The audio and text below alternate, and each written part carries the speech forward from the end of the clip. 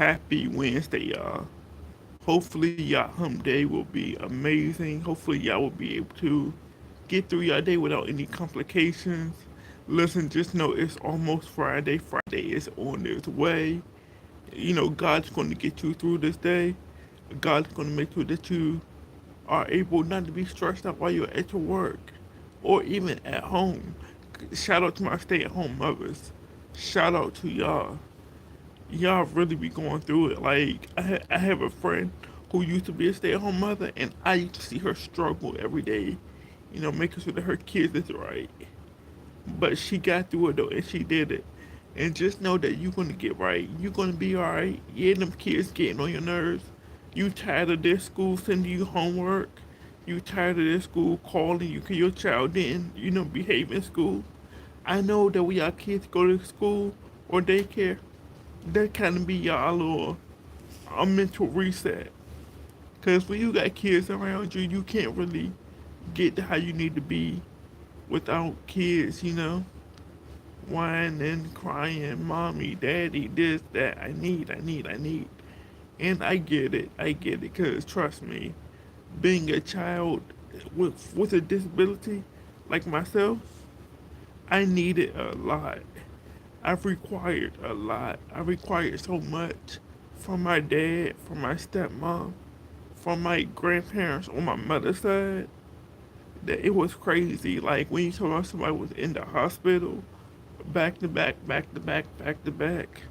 I was in the hospital a lot, y'all. Like doctors was like, yeah, he gotta get surgery for this. Yeah, he gotta get surgery for that. Yeah, I had to get surgery 16 times. I've been operated on 16 times. Hold on, let me show you. Y'all see how my hand is?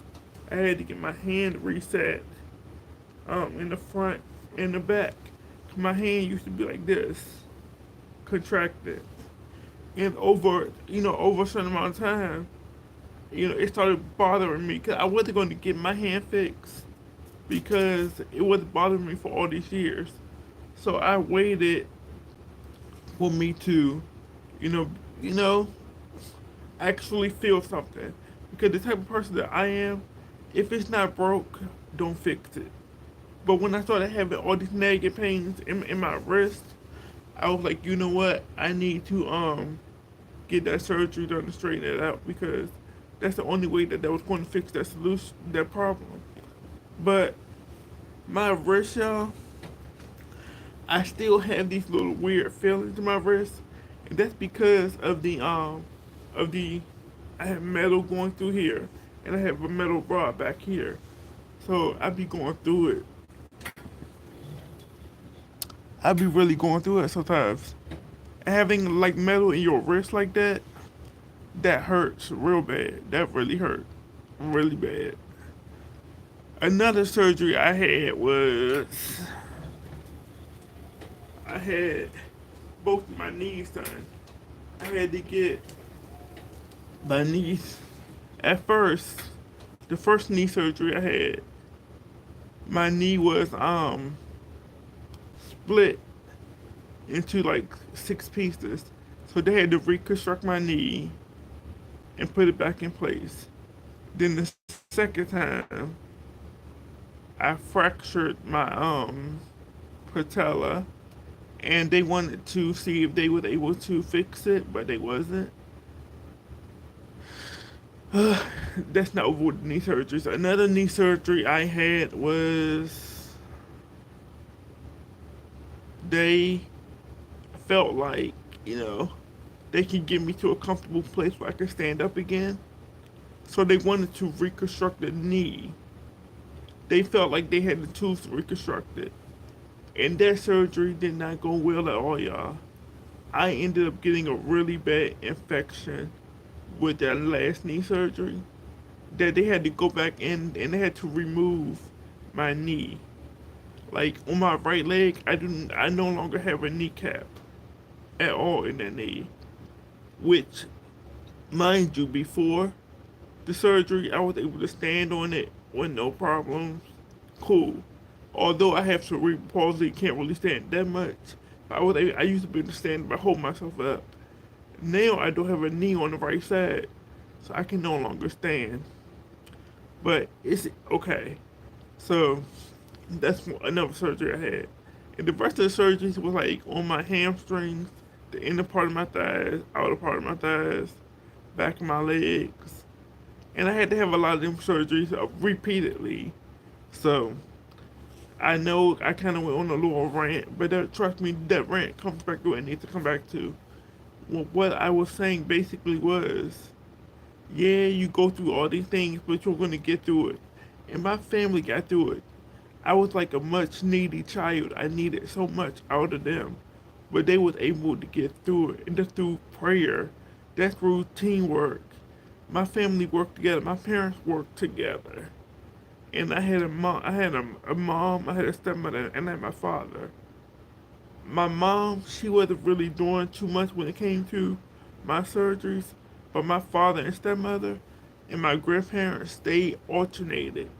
Like when one seen the other one tired, the other one would pick up the slack and help out. Or when that person was tired, this person would step up and and show out. It was just it was just a variety of them just, I got you. Take this day off. You take that day off. And before y'all come in the comments and bash me, my mother, listen, my mother was young, y'all, and she had her own stuff going on where she could not really be there. And it's fine. It's fine. Her and I are at a better place. Her and I are cool. So don't y'all come for her in the comments. Please. But yeah. Everything is cool, y'all. Like everything gets better in time.